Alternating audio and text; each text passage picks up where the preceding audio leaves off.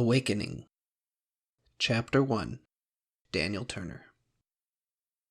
The shard of glass sits in the center of the room, exactly where it had landed a few moments before.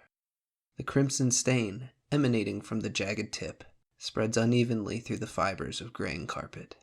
Cheap window blinds cut the crescent moon's rays into thin strips of twilight across the floor.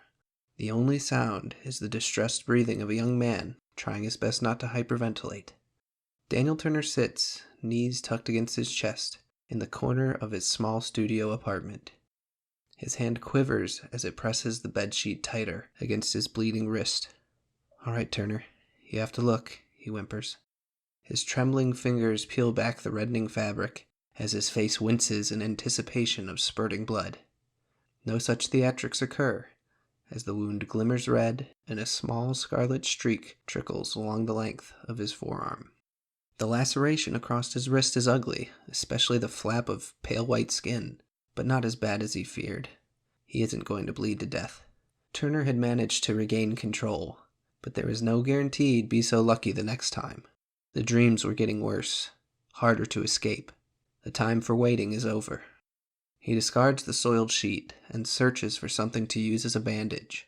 An old shirt hangs from one of his dresser drawers. "That'll have to do," he sighs as he ties it securely around his arm. He feels a renewed sense of purpose as he forces himself to stand, regaining his composure. One end of a steel chain is still hanging from his ankle. The other end is looped around a pipe in the corner of his room. The lock, whose 3-digit combination he never dared say aloud, was still secure. His secret was still safe. That was not the crucial miscalculation. He had emptied his apartment of anything sharp or dangerous, anything that could be used as a weapon against himself. The chain would keep him from leaving. The chain would keep him safe. He forgot about the mirror. How could he have forgotten about the damn mirror? The worst kind of chill runs just under his skin, and each muscle tightens as the sensation passes. The physical manifestation of despair. It is a violently numb feeling only victims who've had something taken from them can know. It is an invisible scar that perpetually summons phantom pains, not from loss of limb, but from loss of free will. He enters the combination, and the lock pops free. He hurls the chain across the room, ridding himself of the reminder that they had acted in his place. The metallic clanging echoes against the walls as the heavy links collide in a heap. He consciously tries to slow his breathing. It takes some effort, but he is in control now. His eyes are fixed on the glass shard in the center of the room. A trail of blood leads to the bathroom, where he had regained consciousness. A small bottle filled with orange pills remains unopened beside a dripping faucet.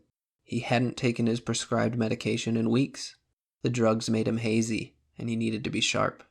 Most of the shattered mirror rests innocently in the sink, but Turner had thrown the largest piece, the one he had been gouging into his own wrist, across the room in panic. His gaze moves to the kitchen table, and he urgently rushes to it, remembering the task at hand.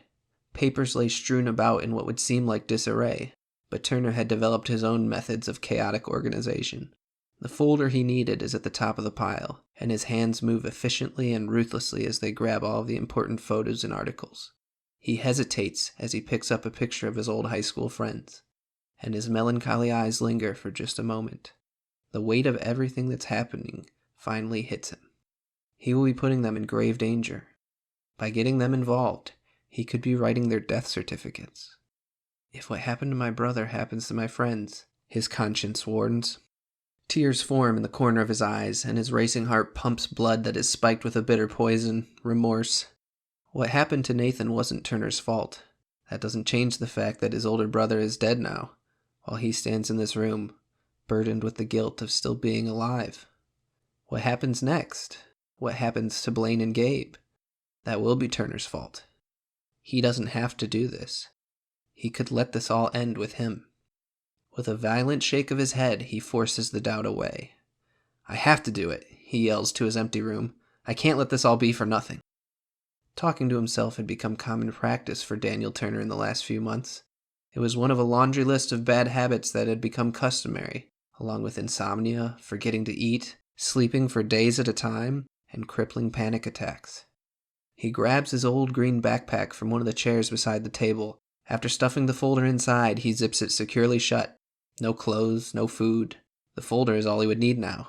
He takes a deep breath and feels a strange sense of relief at the finality of it all. He would not be coming back. You don't have to do this, you know, his brain reminds him once again. But he did. He had been planning this for weeks, and it was the only way it could end. He would pass on everything he knew to Blaine, and it would be up to him to continue the fight. Blaine won't believe a word of it, of course. He's as stubborn and skeptical as they come. But those very traits are what make him the best choice. That's why Turner had already mailed another copy to Gabe. The critical message should reach its destination as soon as tonight. Gabe's ability to trust and commitment to justice would be key in helping Blaine see the truth. They really were the perfect pairing, the yin to the other's yang. They also happened to be childhood friends. It's time to go, Turner sighs and takes one last look at his apartment. His hand is no longer trembling as he opens the door into the cool night air. It had been weeks since Turner last paid attention to arbitrary details, like time of day, but the high moon leaves no doubt. It's midnight. Good, he exhales, the first calm breath since he'd awakened. No traffic. He takes off at a sprint, not bothering to shut the door behind him.